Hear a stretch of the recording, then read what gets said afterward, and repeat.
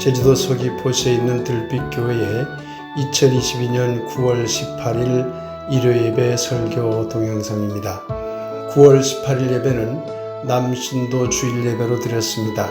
그래서 설교를 제외한 모든 순서를 남신도 회원들이 담당하였는데, 그러나 이 동영상은 설교 중심으로 편집하였습니다. 설교 제목은 숲으로 가라입니다. 이 동영상과 함께 소중한 시간 되길 기원합니다.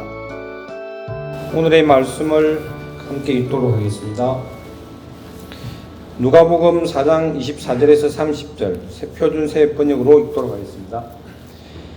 예수께서 또 말씀하셨다. 내가 진정으로 너희에게 말한다. 어떤 예언자도 자기 고향에서는 환영을 받지 못한다. 내가 진정으로 너희에게 말한다. 엘리야 시대에 3년 6개월 동안 하늘이 닫혀서 온 땅에 기근이 심했을 때에 이스라엘에 가부들이 많이 있었지만 하나님께서 엘리야를 그 많은 가부 가운데서 다른 아무에게도 보내지 않으시고 오직 시돈 지방의 사렙다의 한 가부에게만 보내셨다. 또 예언자 엘리야 시대에 이스라엘에 나병 환자가 많이 있었지만 그들 가운데서 아무도 깨끗함을 받지 못하고 오직 시리아 사람 나아만만이 깨끗함을 받았다. 회당에 모인 사람들은 그 말씀을 듣고서 모두 잔뜩 화가 났다. 그래서 그들은 들고 일어나서 예수를 동네 밖으로 쫓아냈다. 그들의 동네가 산 위에 있었으므로 그들은 예수를 산 벼랑에까지 끌고 가서 거기에서 밀쳐 떨어뜨리려고 하였다. 그러나 예수께서는 그들의 한가운데를 지나서 떠나가셨다. 말씀을 받습니다. 아멘. 네, 안녕하십니까. 반갑습니다. 서로 인사 나누시죠. 네. 지난 몇 주 동안 제가 예술과 영성에 대한 말씀을 여러분들에게 드렸습니다. 아름다움과 숭고함에 대한 이야기를 해드렸는데요. 특히 그 숭고함에 대한 체험, 숭고함이라고 하는 것을 미학적, 우리 교수들이 연구하는 건 학문의 한 분야인데, 미학적으로 얘기하면 그 숭고함은 압도적인 아름다움을 말합니다. 여러분에게 말씀드렸죠, 지난 시간에. 모든 아름다움은 젊은이들이 사용하는 용어로 우리가 써서 말씀드리면 인풋이 되고 아웃풋이 돼요. 야, 아름답다. 얼굴이 너무 멋지게 생겨서 아름답다. 몸 신체가 좋아서 멋지다. 이렇게 아웃풋이 돼요. 그런데 압도적인 아름다움, 그걸 숭고함이라고 그러는데, 그런 압도적인 아름다움은 인풋이 돼요. 아름다움을 받아들이죠. 그런데 그 순간 아웃풋이야.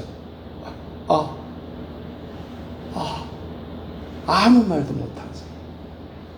이런 상태를 하나님 체험이라고 하는 것입니다. 그것이 거룩함의 체험이고 그것이 아름다움의 체험이라고 그렇게 이야기들을 합니다. 근데 그 아름다움의 체험을 왜 하려고 예술이나 영성의 길이 부담이 가느냐? 지난주 설교에서 말씀드렸죠. 궁극적인 자유를 찾아서 가려고 하기 때문이다. 궁극적인 자유가 무엇일까요? 궁극적인 자유가 천당 가는 것일까요? 극락 가는 것일까요? 만일에 궁극적인 자유, 궁극적인 구원, 우리가 마지막에 우리가 얻어야 될 어떤 것이, 그게 구원이 됐건 불교식으로 해탈이 됐건 그것이 천당 가는 거고 극락 가는 것이다, 이렇게 믿는다면 그것은 아주 초보적인 단계의 신앙이라고 보시면 됩니다. 우리 교회는 그것을 이제 넘어서야 되겠죠. 엄밀하게 말하면 구원이나 불교에서 말하는 열반이나 그것이 어떤 것인지 아무도 모릅니다. 이제까지 수없이 많은 신학자들이 연구해 왔고 수없이 많은 그런 영성가들이 체험해 왔고 수없이 많은 종교가와 학자들과 철학자들이 연구해 왔지만 그것은 이것입니다 라고 내놓은 것은 단 하나도 없습니다. 아무도 모르죠. 여러분이 죽어서 어디 갈지 아무도 모르는 겁니다. 우리가 추론하고 상상을 할 뿐인 것이죠.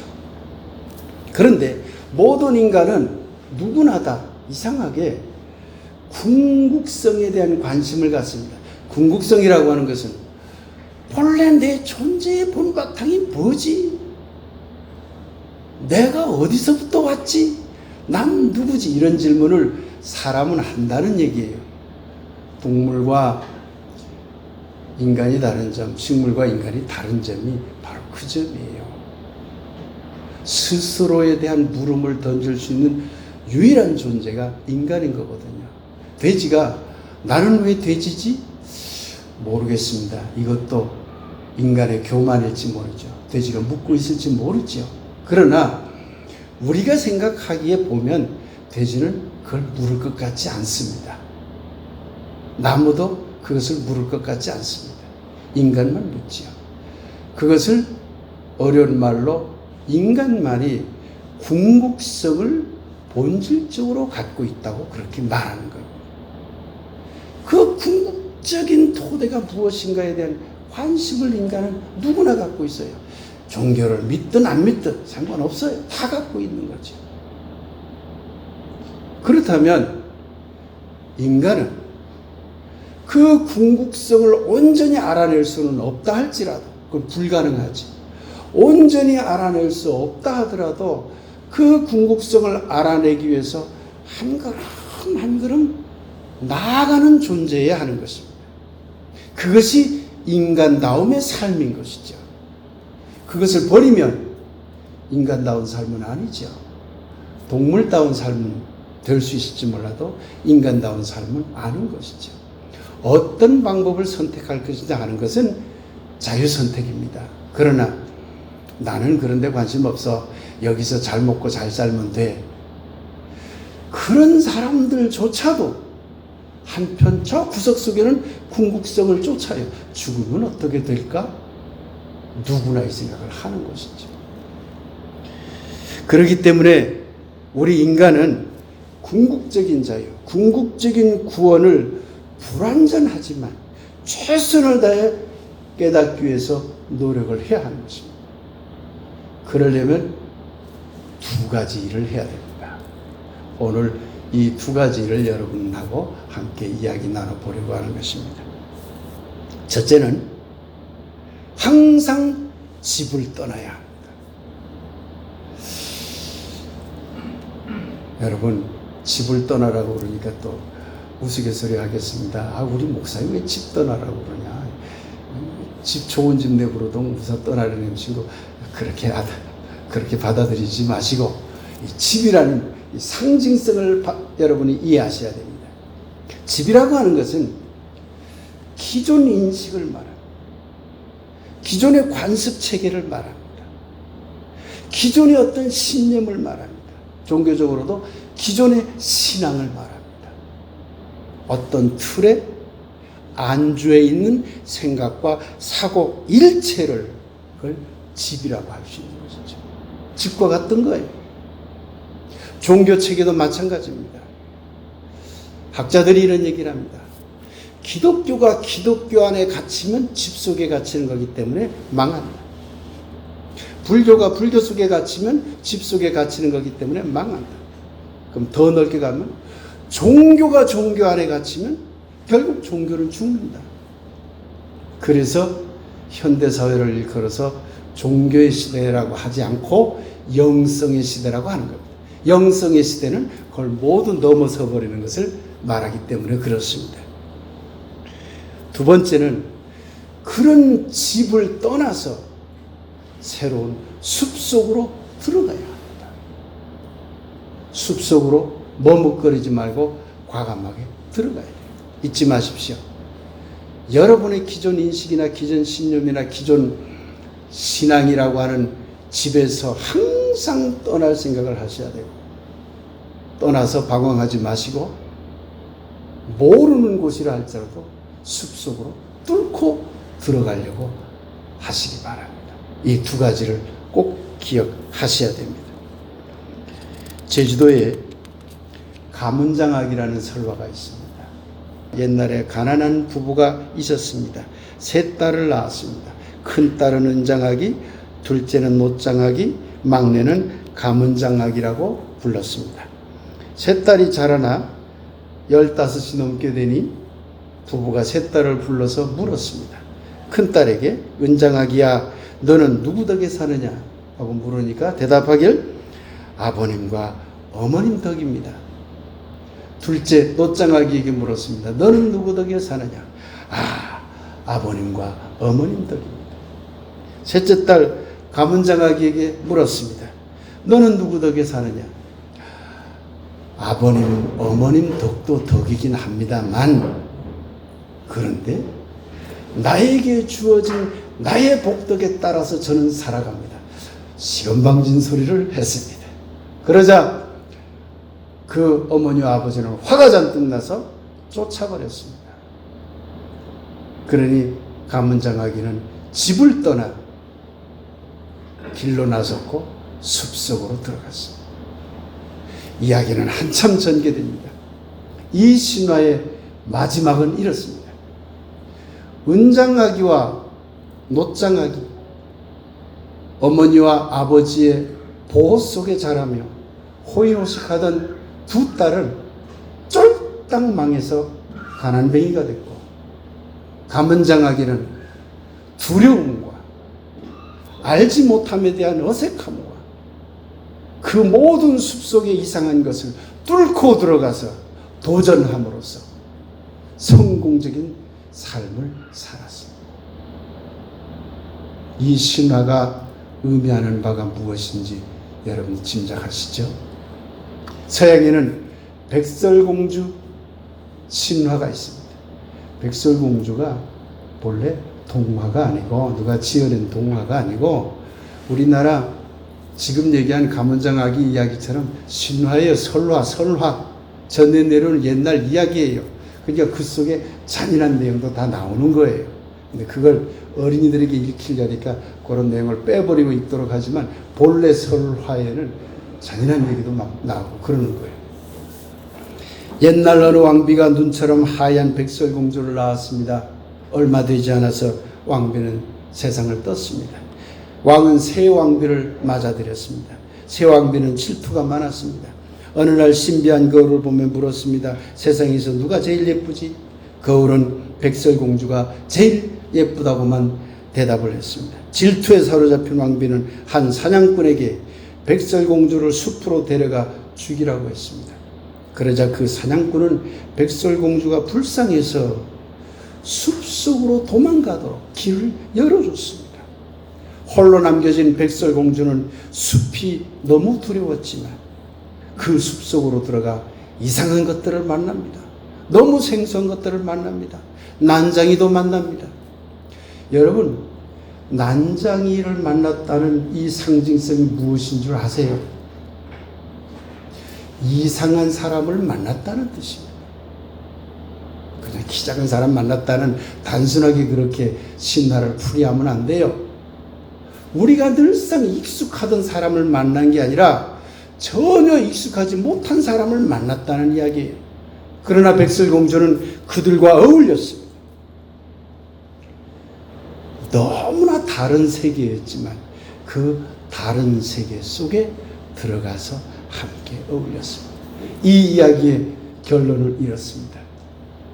새 왕비는 왕궁에 앉아서 모든 기득권을 누리며 호의호식하고 그저 자기 꾸미기만 애쓰다가 마귀 할멈이 돼요. 그러나 숲속으로 들어간 백설공주는 어찌어찌 이야기가 전개되고 멋진 왕자님을 만나서 결혼해서 행복하게 살았다는 이야기입니다. 동서양의 신화에는 모두 집을 떠나는 이야기가 잔뜩 있습니다. 왜요? 기존의 인식에 안주하지 말고 길을 떠나라는 거예요. 그리고 새로운 숲으로 들어가라는 거예요. 이게 이 전 세계의 모든 성공적인 설화 이야기 속에 공통적으로 드러나는 현상이라고 학자들이 분석하고 있습니다. 사랑하는 여러분, 예수님도 집을 떠난 사람입니다. 고향을 떠난 사람입니다. 갈릴리 지경을 떠났어요. 그리고 예루살렘 지경으로 들어갔어요. 전혀 새로운 곳으로 가서 그곳 사람들과 부딪혔어요. 그러고는 마침내 우리의 가장 큰 집, 이런 집안과 같은 자기 생명이라는 직창마저도 떠나버렸어요. 그게 십자가지기. 자기 생명을 내려놓아 버렸거든요. 완전히 집을 떠난 것이죠. 그래서 예수님이 훌륭한 분이라는 겁니다. 우린 작은 집도 못 떠나잖아요. 예수님은 모든 것을 떠나고 마지막에 자기 생명도 떠났다는 얘기예요. 그걸 여러분이 생각하셔야 됩니다. 오늘 본문 누가복음 4장 24절에서 30절 이야기를 함께 살펴보도록 합시다. 예수님이 갈릴리 지역에서 회당에 돌아다니면서 성경을 읽고 같이 토론하다가 지난주에 설교드린 말씀 나사렛 회당, 자기 고향, 자기 마을 회당에 들어가서 이사야서 61장을 읽었죠. 그러니까 고향 사람들이 저 친구 저거 봐라, 이상한데 왜 이사야서를 다르게 해석하지? 이러고는 굉장히 이상하게 생각했어요. 그러자 오늘 본문이 나옵니다. 예수님이 아주 치고 들어가죠. 그래, 맞아요. 본래 선지자는 고향 사람들로부터 반가움을 받지 못해요. 왜죠? 선지자들은 다 집을 떠난 사람들이에요. 고향을 떠난 사람들이라고요. 그런데 고향 사람들의 입장에서 보면 반갑겠습니까? 그러면서 오는 소리가 엘리야가 성서상의 최초의 선지자라고 그렇게 얘기를 합니다만은 엘리야가 이스라엘에 수없이 많은 과부들이 있었지만 하나님이 그 과부들한테 가서 도움을 받으라고 하지 않고 시돈의 사렙다 한 과부에게 가서 도움을 받으라고 했다. 이게 무슨 뜻인지 아느냐 하고 고향 사람들에게 얘기한 겁니다. 사렙다 과부는 외국 사람이에요. 시돈이 어디냐면 이스라엘보다 북서쪽 경계에 있죠. 거기가 예수님 고향에 그리 멀지 않은 곳이긴 합니다만 다른 나라예요. 하나님이 엘리야를 왜 시돈 사람에게 보냈는 줄 아느냐 하고 고향 사람들에게 질책하고 있는 겁니다. 엘리야의 제자 엘리사는 그 당시에 많은 이스라엘 사람들의 악성 피부병을 가진 사람들이 있었지만 그들은 고침을 받지 못했는데 시리아 사람, 시리아는 이스라엘의 북동쪽 지역입니다. 북쪽에 있는 나라죠. 성경에는 수리아라고 되어 있죠. 시리아 사람, 수리아 사람 나만만이 고침을 받았느니라. 고향 사람들이, 당신네 유대인들이 유대에 집착을 하고 유대라는 집안에 갇혀 있으면 망하는 것이요, 고침을 못 받아요, 떠나세요 하고 요청하고 있는 거잖아요. 그러자 화가 잔뜩 난 고향 사람들은 예수를 막 밀쳐대서, 거기가 아마 조금 동산이 있었던 모양이죠. 낭떠러지로 밀고 가서 떨어뜨려서 죽이려고 했죠. 그냥 예수님이 이러지들 마시오. 그러고는 그 속을 뚫고 맨 마지막 구절이 뭡니까? 오늘 읽은 맨 마지막 단어가 뭐죠? 주보해 보세요. 맨 마지막 단어가 뭐라고 했나요? 지나서 떠나가셨다. 고향을 떠난 거죠. 집을 떠나버린 거죠. 떠나가셨다. 그게 예수님입니다. 예수님은 집을 떠난 사람입니다. 고향 사람들은 유대교 전통, 자기 집안, 유대교 신앙 못 버렸지. 그걸 넘어서지를 못한 거예요. 집안에 갇혀 있었지. 예수님은 그걸 넘어서기 위해 탈출한 거예요. 그게 출가한 거라는 거죠. 결국 예수는 떠났고 고향 사람들은 떠나지 못했습니다. 그 결과 예수는 자유를 찾았고 고향 사람들은 여전히 유대 전통이라는 억압 속에 굴종하는 삶을 살았던 것이죠. 집과 숲을 비교해 봅시다. 여러분 다 알겠지만 집과 고향은 좁은 세계를 말합니다. 닫힌 세계를 말합니다. 근데 숲은 넓은 세계고 열린 세계를 말합니다. 닫힌 세계에 있으면 죽는다 그 말입니다. 집과 고향은 불변과 관습과 이완의 세계를 말합니다. 편안하거든요. 이완돼요. 관습에 젖어 있으니까 그냥 편안해요. 근데 숲은 생동하고 변화하고 새로운 것들이 부딪히기 때문에 긴장이 돼요. 갈등도 일어나요. 두려움도 일어나요. 긴장이 되지요. 그러기에 집과 고향은 기존 질서나 기존 관습을 수용하고 유지하고 나쁘게 되는 경우에는 고착시키는 힘으로 작용을 해버립니다. 집이라는 게 그런 거예요. 그런데 숲은 기존 질서에 반발하고 새로운 것과 신기한 것과 낯선 것들과 함께하기 위해서 새로운 도전의 길을 가게 되는 것입니다. 그 결과 집과 고향은 궁극적 자유를 찾는 것을 방해하는 감옥이 되지만 여러분 집은 감옥이 돼요. 숲은 궁극적 자유를 찾는 것을 안내하는 길이 됩니다. 참 이렇게 신앙생활을 하려면 참 어려울 것 같습니다. 그러나 예수님은 그 길을 갔습니다. 종교적 영성은 집에 남아 있어야 될까요? 숲을 향해야 할까요? 종교적 영성도 우리의 삶과 마찬가지여야 합니다. 인간의 육체적인 삶은 사실은 집과 고향을 매우 닮았습니다. 그럴 수밖에 없어요. 우리의 육체적인 삶은 집을 닮을 수밖에 없어요. 왜?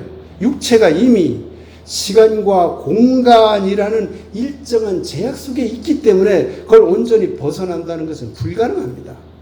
저도 못 벗어나고 여러분도 못 벗어나고 다 거기서 그만큼 살아요.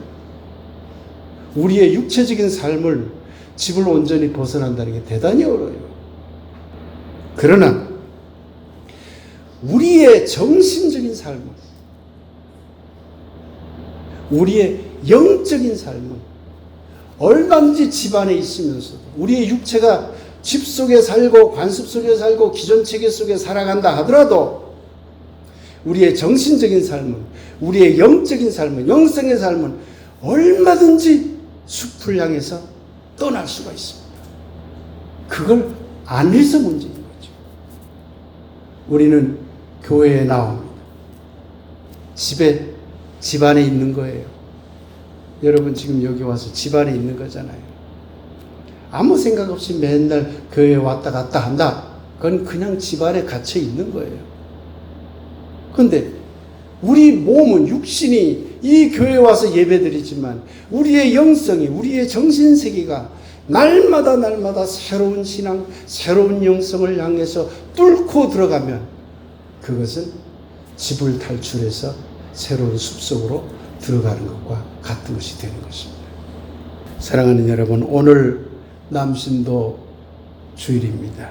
그래서 제가 남신도와 관련된 시 하나를 패러디해 보았습니다. 뒷면에 보면 또다시 사나이를 위하여 라는 글을 제가 썼습니다.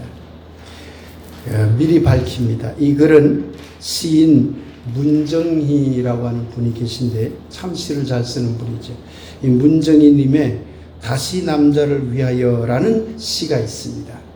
그 시의 아이디어를 얻어서 패러디식으로 쓴 것임을 밝힙니다. 그러니까 이 속에 들어있는 본래 아이디어는 제 것이 아닙니다. 문정희님의 것이라는 걸 밝힙니다. 이 글의 사나이를 그리스도인으로 생각하여 함께 읽어보겠습니다. 다 같이 읽겠습니다. 시작. 어쩌다 사나이가 없어졌지. 거친 파도가 일어도 노를 저어 바다로 나갔던 그 뜨거운 말이다. 어쩌다 사나이가 없어졌지. 검누렇게 온 땅이 물들어가도 짙푸른 소나무 하늘 찌르듯 찬란한 빛을 향해 머리를 들었던 그 당당한 말이다. 어쩌다 사나이가 없어졌지.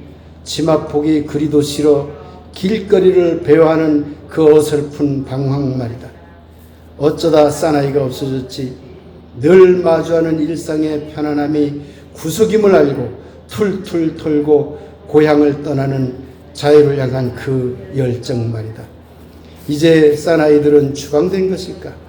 야생마 같은 건각도, 호랑이 같은 이빨도, 독수리 같은 눈빛도 이제 사라졌단 말인가? 이제 새로운 사나이는 태어날 수 없는 것일까? 길들여진 강아지 재롱에 겨워 길들여진 이야기 틀에 안심하며 길들여진 방 안의 향기에 찌들며 이제 자유를 향해 모르는 길일지언정 그 길을 떠나는 사나이는 이제 위험과 죽음이 가로놓인 바다일지언정 노를 저어 그 바다로 나서는 사나이는 이제 궁극이 험으로 드러날지언정 그 궁극을 찾아 영혼의 가슴을 열어 하늘을 향해 삿대질하며 뜀박질하는 사나이는 어떤 것인가? 여러분 스스로 물어보시기 바랍니다.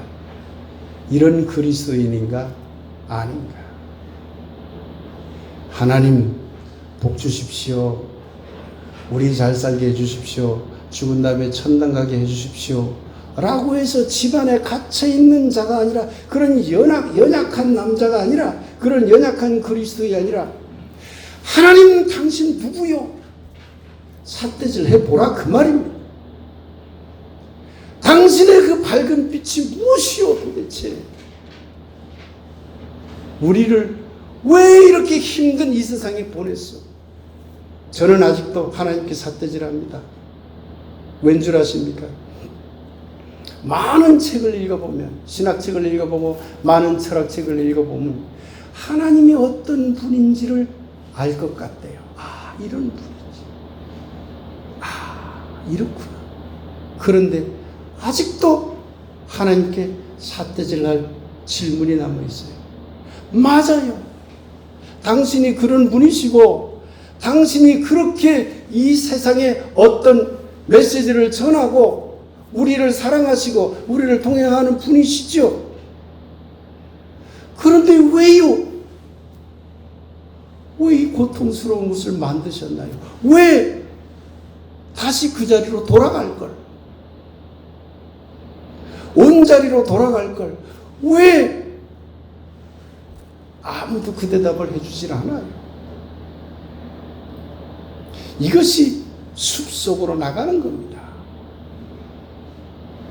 그걸 한국의 그리스도인들이 못해요. 두려워서.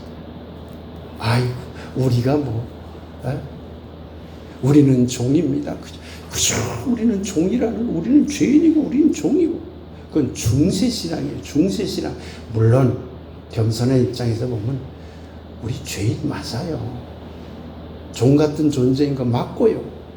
그러나, 그걸 뚫고 올라서도록 신은 인간에게 궁극성을 찾는 본성을 주셨다니까요. 그걸 안 하면 인간으로서 우리를 태어나게 한 신의 뜻을 거부하는 거예요. 신은 도전하라는 거예요. 도전해라. 도전해라. 왜? 너희들이 인간이기 때문에. 궁극을 찾는 존재들이기 때문에 그렇다는 거예요. 궁극이라고 하는 것이 허무일지도 모릅니다. 왜? 아무도 모른다고 그랬잖아요. 그 궁극적 구원은 아무도 몰라요. 불교도 몰라요. 기독교도 몰라요. 이슬람교도 몰라요. 자기 스타일대로 믿을 뿐이지.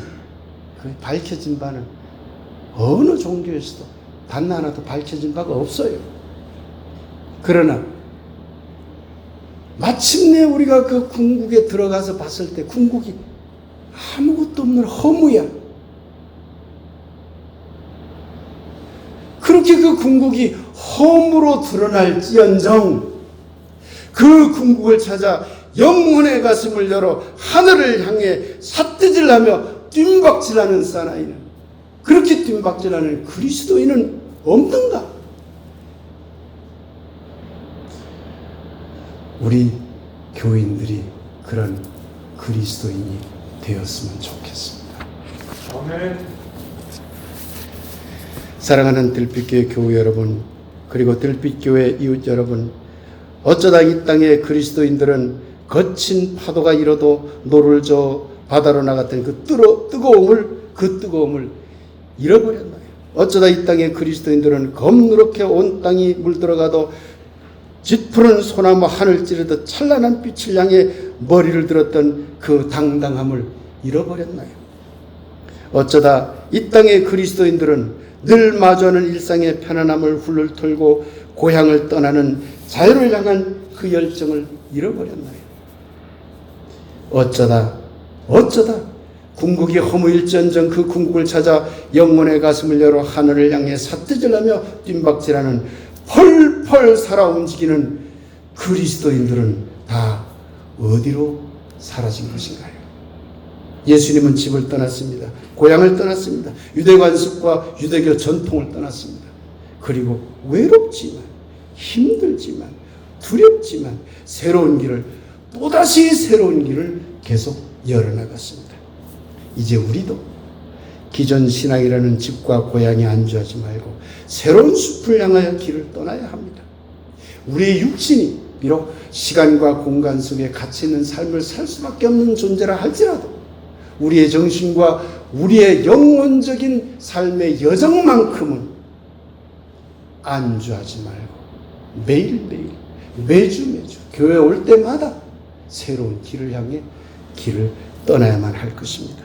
교회에 갇히고 기존의 종교적 틀에 갇히고 그래서 그것을 편안하다 여기며 새로운 신앙을 두려움이나 힘든 것으로 여기는 종교적 삶에서 벗어나야 합니다. 그러지 못하면 결국은 집을 떠나지 못한 은장아기나 노장아기나 집안에 갇혀서 호요식하려고 했던 새왕비나 다 실패한 인생을 살았듯이 실패한 신앙을 겪게 되는 것이고 실패한 삶을 살게 될 것이기 때문입니다. 사랑하는 여러분, 기존의 신앙체계라는 신앙의 집을 떠나십시오. 기존의 종교체계라는 종교적 고향을 떠나십시오. 그리고 계속 말씀드립니다마는 궁극이 허무로 드러날지언정 그러나 그 궁극적 자유를 찾아 숲으로 가는 도전의 길을 선택하시기 바랍니다. 사랑하는 여러분, 예수님처럼 기존 신앙의 집을 떠나 새로운 숲을 찾아 나섬으로써 여러분 모두가 궁극적 자유이신 하나님의 그 놀라운 자유의 맛을 조금씩이라도 점점 깊이 맛보는 영성의 기쁨을 누리게 되길 예수님의 이름으로 간절히 축복하며 기원합니다. 아멘. 이제 말씀 묵상 들기 숲을 향해 길을 나서라는 주제로 잠시 말씀 묵상하겠습니다.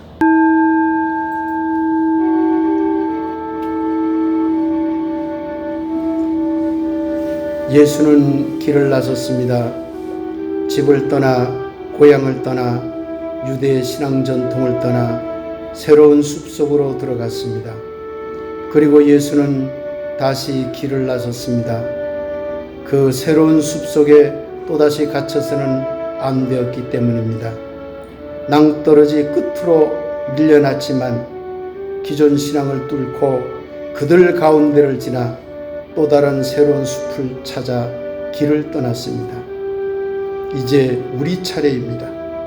거친 바다로 나섰던 뜨거움으로, 하늘을 찌르는 듯한 짙푸른 당당함으로 마침내 궁극이 허물어 드러날지언정 그 궁극적 자유를 찾아 영혼의 가슴을 열며 뜀박질하는 새로운 영성의 숲으로 우리가 들어갈 차례입니다. 그리고는 또다시 그 숲에 안주하지 않기를 바라면서요. 아, 하늘이시여, 궁극적 자유, 당신을 만나는 영성의 자리에 늘 무아의 감동을 내리소서. 아멘.